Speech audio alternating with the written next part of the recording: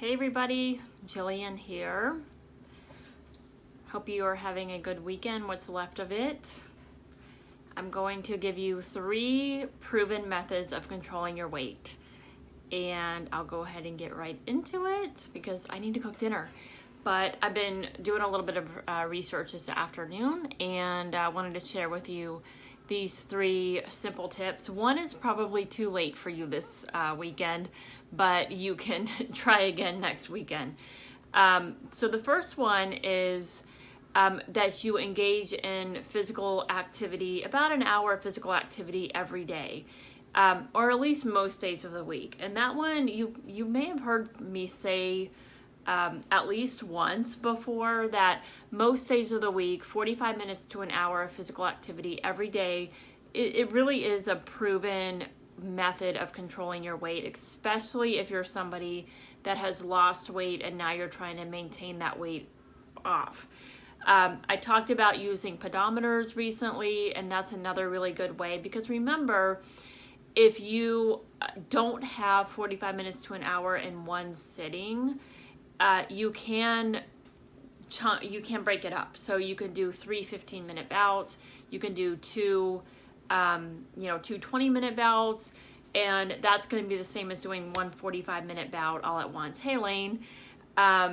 So that will be, so it doesn't necessarily mean that you have to come up with this one big gym visit every single day if you don't have time for that.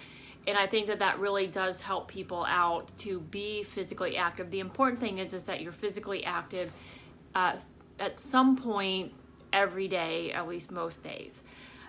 Number 2 is that you are monitoring your weight. And this is just a objective standpoint of where you're at on a, especially when you're trying to actively lose weight, and then long term when you're trying to successfully maintain it off. You do have to know where you stand at all times. And I was just doing a blog post today about non-scale victories, and really stems from the fact that I did actually get a scale. So I talked recently about how I didn't have a scale for months, and the reason that I got one is because actually my pants were too tight, and I wasn't getting on it because it wasn't really changing for me. And it was just kind of a wake-up call when I realized that not getting on it wasn't really a good thing. But there are things that you want to use it, but you also want to make sure that it's not the only marker of your success. There are a lot of other things that are probably even more important besides the scale when you're talking about, having successful weight loss and controlling your weight. So this would be, one big thing I think for a lot of people is you're not avoiding the camera. So when people pull out and they start taking pictures, we all have cameras on us at all times. And are you that person that you hate when people take pictures of you? And if you're being honest, why is that?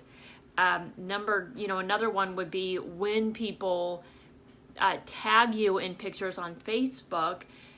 Do you untag yourself? Do you cringe? Do you hate it when they tag you?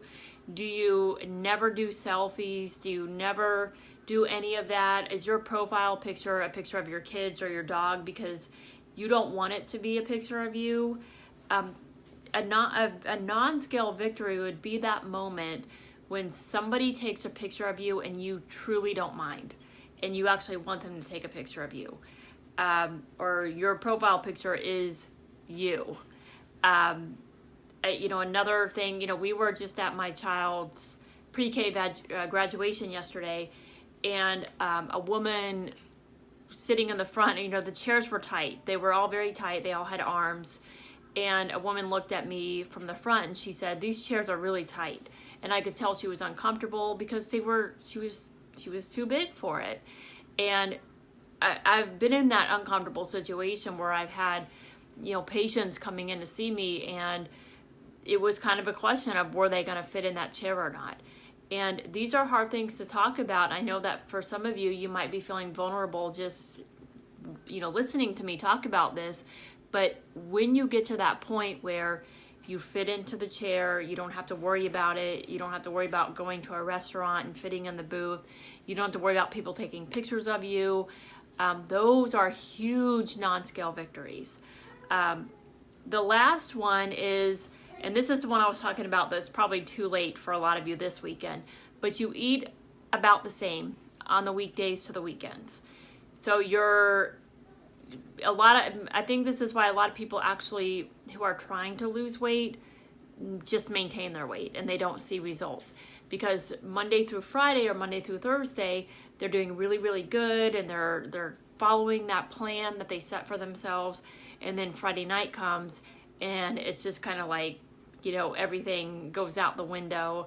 And then Saturday is really kind of all off the wall too. And so is Sunday until Sunday night. And then they start again Monday. And so Monday through Thursday, and this is a lot of people live like this, Monday through Thursday, if you always ate like that, you'd probably be losing weight. But Friday through Sunday balances it out, and what you're eating is probably causing you to regain whatever you lost. So people who consistently control their weight and they don't ever gain weight and probably never lose weight either, eat about the same Monday through Sunday.